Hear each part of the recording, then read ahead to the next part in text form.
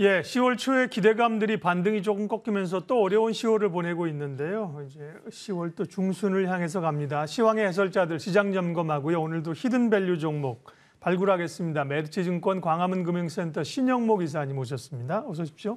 안녕하세요. 역시 뭐 시황이다 보니까요. 오늘의 전략은요. 네, 국내 증시가 이제 역사적인 그 저점 수준의 밸류상 근접했는데 어떻게 볼 것이나 또 주목해 볼 종목은 무엇이냐인데요. 2020년에 코로나19 때, 그다음에 2008년 금융위기 이때랑 비교를 한다는 것 자체가 그만큼 증시 상황이 지금 어렵다는 거 아니겠습니까? 네, 맞습니다. 그 밸류를 갖다 대야 되는 건데 그때 정도의 위기 상황은 아닌데 불구하고 환율이라든지 지수는 거기까지 끌고 내려왔어요. 비교 좀 해주세요. 일단 항상 이제 시장이 이제 바닥을 잡을 때, 네. 지수를 바닥을 잡을 때는 항상 PBR로 잡는 경우가 많거든요. 예, 그렇죠. 약간 기술적으로 어떻게 보면은 항상 그 PBR의 최저점 구간에 가면 정말 항상 정말 신기하게도 바닥이 나오더라 네. 하는 그런 통념이 있었고, 근데 지금 우리나라의 어떤 그 상장사의 전체 영업이익이나 순이익단을 대비했을 때 PBR을 계산해 본다고 하면은 2,100을 기준으로 했을 때 0.8배, PBR 기준으로 0.8배가 되고요. 2008년도가 0.8배였죠. 근데 사실은 2008년도보다 주식의 어떤 수준은 더 지금 안 좋은 수준으로 보고 있습니다. 왜냐하면 그 와중에 우리가 봤을 때라든지 2008년에는 지수가 1000포인트였는데 예. 순자산 PBR이 0.81배고 지금은 2100인데 0.8배인데 그만큼 이제 기업들의 자산이 늘었다는 거죠. 그렇죠? 늘기도 했지만 네. 또 보면은 기업들의 상장사 시총 상위 종목들의 그런 명목을 본다고 하면은 네. 셀트리온도 있고요. 예. 네이버, 카카오, 뭐 크래프톤이라든지. 그러니까 사실은 PBR 밸류를 높이는 회사들도 지금 많이 들어왔음에도 불구하고 예. 지금 PBR 0.8배라는 거는 사실은 금융위기 수준보다 지금 더 안 좋은 상황이다. 말씀드릴 수 있을 것 같고 그만큼 조정을 많이 받았다는 것이죠. 코로나 때 아주 그냥 순간적으로 0.6배까지 갔다 왔습니다. 네. 근데 이제 중요한 건 과연 우리 시장이 뭔가 좀 안정화가 됐을 때 V자 반등이 나오느냐, 아니 2008년도와 같은 느낌으로 U자 반등이 나오느냐 하거든요. 근데 이제 개인 투자가들이 굉장히 이제 시장 반등 나올 때 마음이 막 되게 조급한 게 뭐냐면은 그 코로나 때를 많이 생각하시는 것 같아요. 굉장히 그때는 코로나 때는 정말 바닥 찍고 V자 반등이 정말 강하게 예. 나왔지 않습니까? 근데 지금 전 개인적인 견해로는 시장은 아직까지는 우리가 풀리지 않는 수수께끼 같은 이런 많은 일들이 지금 계속 일어나고 있고 그게 아직 풀리지 않고 있다. 그러니까 불확실성을 이 자본시장에서는 가장 싫어하는데 그 불확실성이 아직도 너무 짙다는 것이죠. 왜냐하면 뭐 우크라이나 문제 계속 좀 더 뭐 어떻게 될지 우리가 알 수가 없고 지금 뭐 이제 이번 주에만 해도 이제 PPI, CPI 그리고 중국의 이제 시진핑 주석의 3연임부터 해가지고 그 이후에 어떤 정책이 나올지 사실 우리가 예측할 수 없지 않습니까? 근데 그럼에도 불구하고 이런 PBR 밸류를 우리가 봐야 되는 건 어떻게 보면은 지금 삼성전자나 하이닉스 같은 이런 대형 IT 주들이 올라오는 것도 약간 이런 PBR 밸류를 기준으로 해서 외국인들의 어떤 수급이 들어오는 것이 아닌가 이렇게 좀 생각도 좀 해볼 수가 있을 것 같고 물론 이제 그 근저에는 이제 경쟁사의 감산으로 인해서 내년도에는 좋아진다는 어떤 이런 기대감도 있는 것 같은데요. 어떤 시장의 어떤 전체적인 흐름을 봤을 때는 여전히 우리가 이 PBR 기준으로 했을 때는 이런 뭐 대형주 위주로 해서는 한 번쯤은 우리가 좀 약간 기술적 반등을 볼 수는 있겠지만 어떻게 됐건 간에 지금 우리나라 증시는 수급적인 이슈도 굉장히 좀 중요한 것 같고 어제도 시장이 끝까지 눌려 있었던 가장 큰 원인이 항상 이렇게 지수가 3% 4% 빠질 때마다 얘기 나오는 게 그 시장의 이제 반대 매매 물량 같은 것들. 네. 만약에 오늘 시장이 반등을 좀 저는 또 강하게 하지 못하면요. 또 장후반에 또 밀릴 수 있다고 생각합니다. 왜냐면은 어제 풀지 못했던 어떤 이런 그 담보 부족 계좌들이 또 장후반에 또 오늘 장후반에 또 나올 수가 있거든요. 그러니까 그런 걸로 봤을 때는 우리가 지금 이 시장 자체를 V자 반등, 그러니까 자꾸 이제 코로나 이후에 들어오신 분들 그리고 코로나 때 어떤 그런 좀 바닥에 사서 아주 단기적으로 큰 수익 보신 분들이 그 코로나 때를 생각하시는 것 같은데 저는 개인적으로는 코로나 때보다는 2008년도 보면은 그 한 이 주 단위, 달 단위로 해가지고 U자 반등이 나왔거든요. 한번 바닥 찍고 이제 쌍바닥까지 나온 이후에 이제 그다음 올라갔기 때문에 지금 우리가 여러 가지 시장 정황이나 여러 가지 상황들을 본다고 했을 때는 코로나 때의 어떤 흐름보다는 2008년도에 어떤 바닥을 잡는 흐름이 나오지 않겠는가. 문제가 하나씩 풀리면서 나중에 어느 정도 문제가 풀렸을 때 이제 시장이 이제 안도랠리가 가는 그런 흐름이 향후에 나오지 않겠는가. 그래서 뭐 결론은 뭐냐면요. 너무 서두르지 말자. 어떤 뭐 확실한 시장의 방향성이 나오기 전까지는 시장이 우리가 단기적으로 어떤 뭐 반등 내가 보는 종목이라든지 섹터라든지 아니면 시장이 강하게 반등한다고 해서 너무 서둘러서 따라가지 말자. 철저하게 밀렸을 때 내가 본 종목들이 밀렸을 때 분할해서 매수하자. 이런 관점으로 말씀드리겠습니다. 주가가 이제 워낙 많이 하락하다 보니까 이제 돌파구로서 좀 비빌 수 있는 언덕이 증한 펀드, 그다음에 공매도 개선 혹은 공매도 일시 금지 제한 가능성인데요. 이 부분에 대해서는 공매도 금지를 할 거냐, 뭐 예를 들면 하는 게 맞느냐 이렇게 하면 논쟁이 많아지는데 지혜로운 답을 가지고 오셨네요. 하게 될 경우에 어떤 쪽이 이제 수급이 들어오고 반영될 거냐, 뭐 그걸 생각해 놓으면 좋겠군요. 예. 왜냐하면 지금 염두에 두셔야 될 구간이라고 보고 있습니다. 왜냐하면 뭐 공매 금지를 할지 안 할지 뭐 제가 어떻게 알겠습니까? 그렇지만 지금 시장 분위기를 봤을 때, 특히 이제 어제도 제가 이제 뉴스 피드를 이제 어제 봤을 때 어제 이제 금감위원장이 또 이제 공매 관련된 언급을 하셨어요. 그러니까 시장이 실망하지 않도록 지금 우리가 지금 협의하고 있다. 왜냐면은 지속적으로 지금 시장이 이렇게 하방 리스크로 압력을 받게 되면, 왜냐하면 코로나 이후로 들어온 개인 투자가들이 워낙 많기 때문에 계속 얘기가 나올 수밖에 없거든요. 그러니까 대만 증시 같은 경우에도 이런 공매 금지 이슈로 해서 주가가 굉장히 반등이 강하게 나왔는데, 만약에 공매 금지가 이제 여기서 시장이 더 조정받으면 2100이라든지 그 이하까지도 혹시나 시장이 조정받게 되면은 분명히 이제 공매도에 대한 얘기는 계속 얘기가 나올 수 있다. 왜냐하면 지금 이제 공매 금지에 대한 얘기가 이제 어제 이제 최근에 이제 계속 나오기 시작했거든요. 네. 그렇게 된다고 하면은 지수가 조정받는 이런 구간에서 특히 이제 실질적으로 좀 공매도로 인해서 피해 보는 이런 섹터가 참 많습니다. 그러니까 만약에 공매가 금지된다고 했을 때 그럼 시장이 좋아지겠구나. 그냥 이렇게만 단순하게 생각하실 게 아니라, 그럼 공매도 금지로 인해서 수혜받는 섹터와 수급적으로 압박을 받는 섹터가 있기 때문에 그런 부분도 우리가 잘 파악한다고 하면은 어떤 투자의 어떤 한 텀을 우리가 좀 약간 기대 수익을 얻을 수 있는 어떤 하나의 아이디어를 얻을 수 있지 않을까 하는 생각에서 말씀드렸고요. 예. 공매도가 가장 많은 그 섹터, 제가 이제 오전에 한번 제가 이제 자료를 못 드렸는데 정리를 한번 해봤어요. 해봤더니 역시나 가장 많은 쪽이 이제 여러분들이 잘 아시는 게임이라든지 제약바이오, 엔터 쪽 이런 쪽으로, 또 이제 진단키트 같은 거, 시총 상위 종목에서는 뭐 코스피보다는 코스닥, 여러분이 잘 아시는 코스피에는 뭐 네이버라든지 뭐 카카오 같은 종목들, 크래프톤도 있고요. 그 셀트리온도 당연히 그렇게 돼 있고, 물론 이제 공매도를 금지한다고 해서 막 쇼커버링이 뭐 세게 들어온 건 아닙니다. 왜냐면은 그 대차 기간이 있기 때문에 순차적으로 들어오겠지만 하방에 대한 압력은 이제 줄어든다는 것과, 그리고 어떻게 됐건 간에 공매도를 진행했던 것을 쇼커버링이 어느 구간에는 이 대차가 만기되는 구간부터는 계속 들어와야 되기 때문에 수급적으로 굉장히 좋아질 수가 있고요.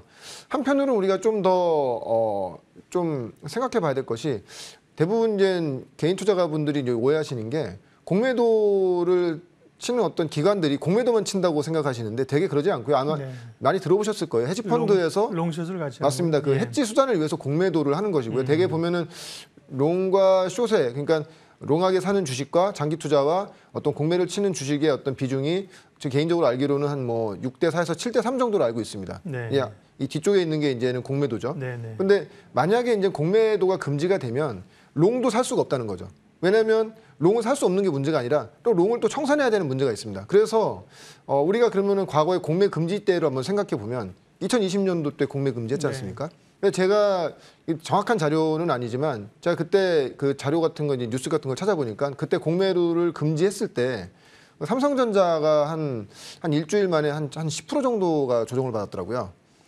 그러니까 왜냐면은 롱을 들고 있는 장기 투자를 했던 그런 롱 포지션의 물량도 청산을 해야 되는 그런 흐름이 나오기 때문에 중소형주들이 강했죠, 대신. 맞습니다. 그 대신에 이제 삼성전자가 조정받는 구간에서 쇼커버링이 들어오면서 중소형주들의 어떤, 되게 보면 쇼커버링이 들어오는 종목들이 아시겠지만 이제 성장주들이 굉장히 많고요. 그렇죠. 그런 성장주들이 올라오다 보면 또 중소형주들이 같이 더 빠르게 올라오는 그런 효과가 있었기 때문에, 그래서 만약에 공매도가 금지된다라는 얘기, 아니면 공매도 금지라는 얘기가 계속 나오게 된다고 하면은 아마 요즘 여러분들 지금 보시면 아시겠지만 MTS라든지 HTS에 누적 공매도량, 각 종목마다 시총 상위 종목들 누적 공매도량 굉장히 잘 나와 있습니다. 네. 그래서 그런 것들을 확인해 보시고 뭐 게임 섹터라든지 바이오 섹터라든지 엔터 섹터라든지 지금 굉장히 누적 공매도량이 최근에 많이 늘었거든요.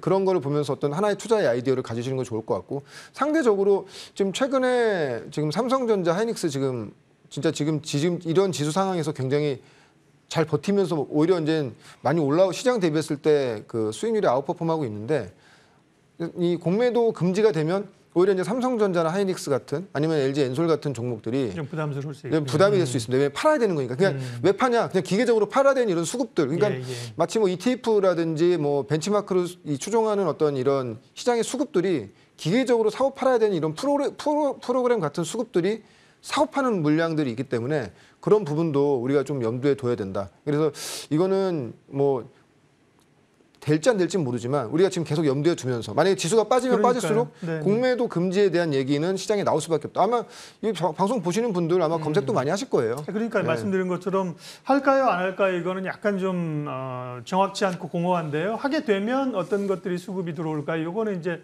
딱 팩트 체크를 해놓고 미리 기다릴 수 있는 거죠. 네, 맞습니다. 자, 다음 신영목 이사님과 또 오실 때마다 히든 밸류, 밸류가 가려진 좋은 기업들을 발굴하고 있는데요. 이사님 뒤에 사진이 뭐 괜히 한 게 아니라 관련이 있을 것 같은데 뭐 테슬라의 자동차가 있는데요. 무슨 기업인데요? 맞습니다. 예. 오늘 이제 소개시켜드릴 회사는 이제 아모그린텍이고요. 일단 아모그린텍 말씀드리기 전에 제가 지난주에는 BH를 말씀드렸지 않습니까?